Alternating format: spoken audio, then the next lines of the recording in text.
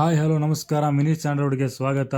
ಉಪೇಂದ್ರ ಅವರು ನಟಿಸಿ ನಿರ್ದೇಶಿಸಿರುವ UI cinema 2 climax ಹೊಂದಿರುತ್ತಂತೆ.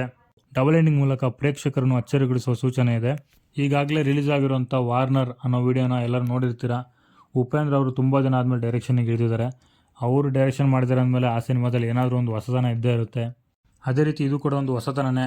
For the first time Kannada film ಇಂಡಸ್ಟ್ರಿಯಲ್ಲಿ ಡಬಲ್ ಎಂಡಿಂಗ್ ಕಾನ್ಸೆಪ್ಟ್ನ ತರಿಸಿದ್ದಾರೆ ಅಂತ ಅನ್ನಿಸ್ತಾ ಇದೆ. ಹಾಗಿದ್ರೆ ಏನಿದು ಡಬಲ್ ಎಂಡಿಂಗ್, ಬನ್ನಿ ಈಗ ತಿಳಿಯೋಣ. ಈಗಾಗಲೇ ಹಲವು ಸಿನಿಮಾಗಳಲ್ಲಿ ಈ ಥರದ ಡಬಲ್ ಎಂಡಿಂಗ್ ಟೆಕ್ನಿಕನ್ನು ಬಳಸಲಾಗಿದೆ. ಅದರಲ್ಲಿ 28 ಡೇಸ್ ಲೇಟರ್ ನಾವು ಸಿನಿಮಾದ ಕ್ಲೈಮ್ಯಾಕ್ಸ್ ಕೂಡ ಥಿಯೇಟರ್ನಲ್ಲಿ ರಿಲೀಸ್ ಆದಾಗ ಒಂದು ರೀತಿ ಇತ್ತು, DVD ರಿಲೀಸ್ ಆದಾಗ ಬೇರೆ ರೀತಿಯೇ ಕ್ಲೈಮ್ಯಾಕ್ಸ್ ಇತ್ತು. ಫೈನಲ್ ಡೆಸ್ಟಿನೇಷನ್ 3 ಮೂವಿ ಕೂಡ 2 ಬೇರೆ ಬೇರೆ ಕ್ಲೈಮ್ಯಾಕ್ಸ್ಗಳನ್ನ ಹೊಂದಿತ್ತು. ಇದೇ ರೀತಿ ಡಬಲ್ ಕ್ಲೈಮ್ಯಾಕ್ಸ್ ಅಂದರೂ ಹಲವಾರು ಸಿನಿಮಾಗಳ ಬಗ್ಗೆ ಇಂಟರ್ನೆಟ್ಟಲ್ಲಿ ಸಾಕಷ್ಟು ಮಾಹಿತಿಗಳಿವೆ. ಇದೇ ರೀತಿ ಕನ್ನಡದ UI ಸಿನಿಮಾದಲ್ಲೂ ಕೂಡ ಡಬಲ್ ಕ್ಲೈಮ್ಯಾಕ್ಸ್ ಇದೆ ಎಂಬ ವದಂತಿ ಇದೆ. ಇದು ಎಷ್ಟು ನಿಜಾನೋ ಸುಳ್ಳೋ ಸಿನಿಮಾ ರಿಲೀಸ್ ಆದಮೇಲೆ ಗೊತ್ತಾಗೋದು. ಇವಾಗ ಇರೋ ಇನ್ಫಾರ್ಮೇಷನ್ ಪ್ರಕಾರ UI ಸಿನಿಮಾದಲ್ಲಿ 2 ಬೇರೆ ಬೇರೆ ರೀತಿಯ ಕ್ಲೈಮ್ಯಾಕ್ಸ್ ಇರುತ್ತಂತೆ.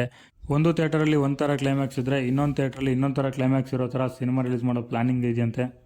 ಅಕಸ್ಮಾತ್ ಇದೇನಾದರೂ ನಿಜ ಆಯಿತು ಅಂದರೆ ಜನಗಳಲ್ಲಿ ಕ್ಯೂರಿಯಾಸಿಟಿ ಹೆಚ್ಚಾಗುತ್ತೆ.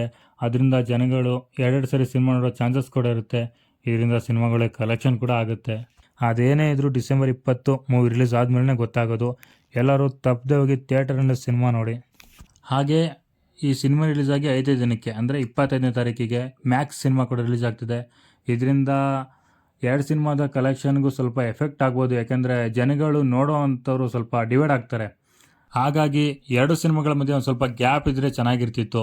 ಮೊದಲೇ ಕನ್ನಡದಲ್ಲಿ ಒಳ್ಳೆ ಸಿನಿಮಾಗಳು ಬರ್ತಾ ಇರೋದೇ ಕಮ್ಮಿ. ಅಂಥದ್ರಲ್ಲಿ 2 ದೊಡ್ಡ ದೊಡ್ಡ ಸಿನಿಮಾ ಒಟ್ಟಿಗೆ ರಿಲೀಸ್ ಮಾಡಿದ್ರೆ ಜನಗಳು ಯಾವುದು ಅಂತ ನೋಡ್ತಾರೆ ಹೇಳಿ. ಓಕೆ, ಈ ವಿಡಿಯೋನ ಇಲ್ಲಿಗೆ ಎಂಡ್ ಮಾಡ್ತಾ ಇದ್ದೀನಿ. ಮತ್ತೆ UI ಸಿನಿಮಾದ ರಿವ್ಯೂ ಅಲ್ಲಿ ಸಿಗ್ತೀನಿ. Signing off ಚಂದನಾಸನ್.